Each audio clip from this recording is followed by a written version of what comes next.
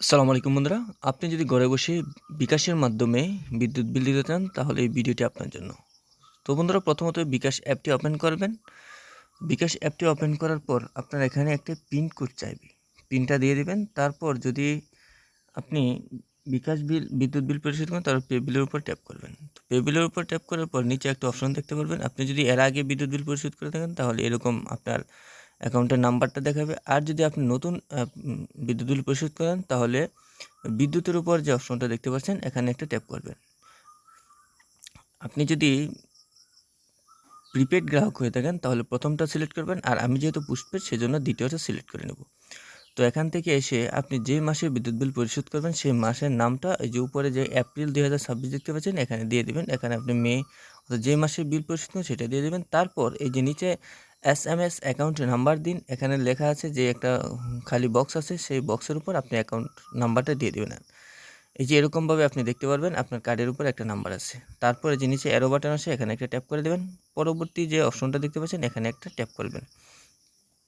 তো এখানে ট্যাপ করে এই যে দেখতে পাচ্ছেন আপনার বিদ্যুৎ বিল কিন্তু অলরেডি আনপেইড আছে, অর্থাৎ যেই টাকাটা আপনার আনপেইড আছে সেই টাকাটা আপনাকে দিতে হবে। এটা হচ্ছে আমার আনপেইডের অ্যামাউন্টটা আমি একটা স্ক্রিনশট দিয়ে রাখলাম। তো বন্ধুরা, এখানে স্ক্রিনশট নেওয়া হয়ে গেলে তারপর আপনার যে কাজটা করবেন সেটা হচ্ছে আপনার এই যে অ্যামাউন্টটা দেখার পর আপনি যে পরবর্তী অপশনটা দেখতে পাচ্ছেন পাশে অ্যারো বাটন, এখানে একটা ট্যাপ দেবেন।